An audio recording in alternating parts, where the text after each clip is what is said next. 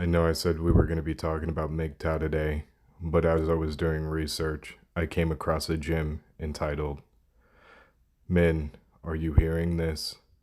Moving on from Me Too. We'll come back to the title because it holds some significance. So let's get started, shall we? I didn't speak up because I thought it was just happening to me. People don't think that it's gonna do anything by talking about it. When I think about it, I cringe. So we're 10 seconds in, and I still have no idea what they're talking about, and the title makes absolutely no sense. I would think that they're talking about moving away from Me Too, but this is from the Washington Post, so I highly doubt it. So let's continue and see what else they have to say. Me too. Me too. Me too. Me too.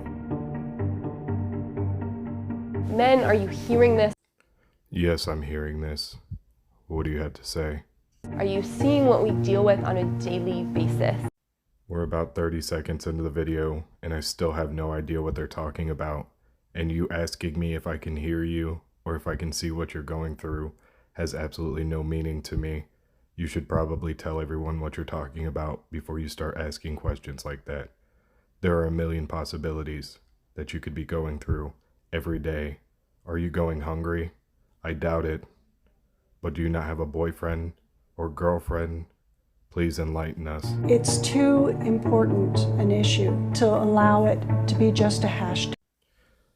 I love how we're on the second person and we still have no idea what they're talking about.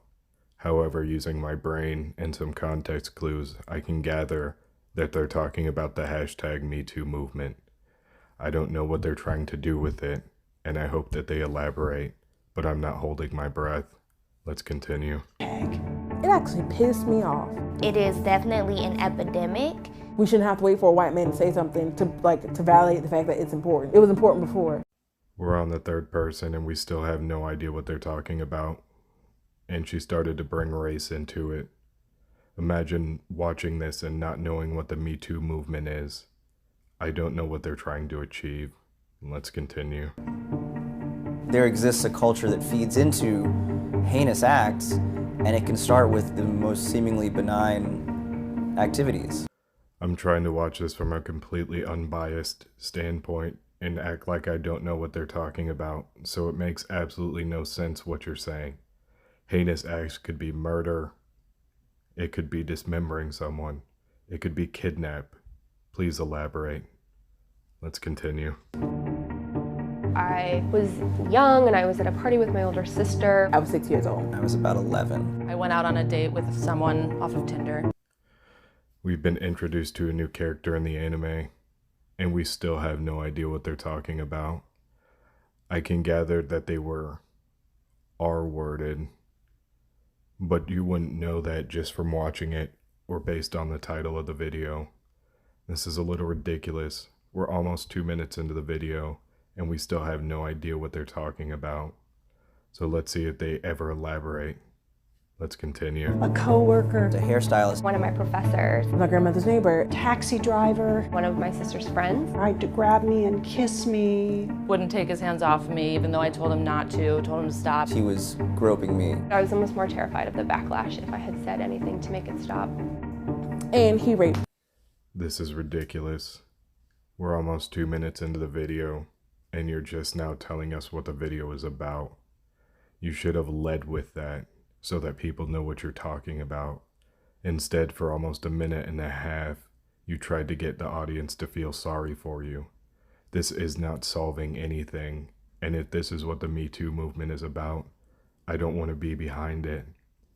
Instead of trying to make people feel sorry for you, why don't you let them know how to protect themselves from being R-worded? I didn't tell anybody for some time. It took me probably 7 or 8 years to say that I was sexually assaulted. And that to me is the point where this video loses all credibility. How do you jump back from the R word to sexually assaulted? That is ridiculous.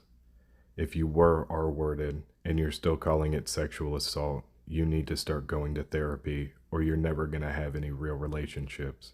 I'm not saying that it's not terrible, but you can go to therapy for it. and you can get past it. I know a couple of victims, and they continue to go to therapy, and they're continuing to get better. This is not okay, and this is not how we should be teaching men and women to deal with something like this. I almost don't want to continue the video, but let's continue.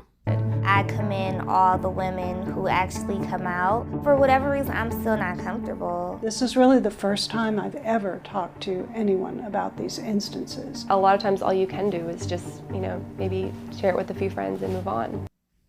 This is completely hypothetical, but imagine being a young man or woman who had just been R-worded, and you come onto YouTube looking for advice because you don't know what to do. And you get about halfway through this video and you hear just tell a couple of friends and move on.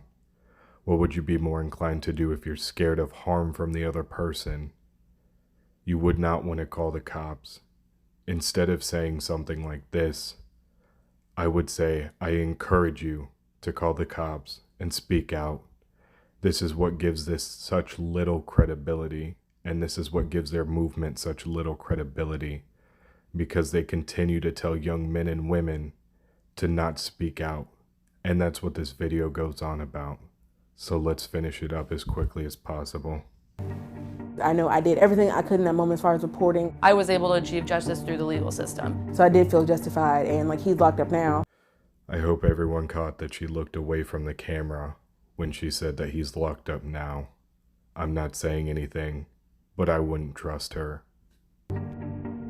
Even I, at the time, was kind of questioning, Is it not that big of a deal? And again, all of these things are being said out of context.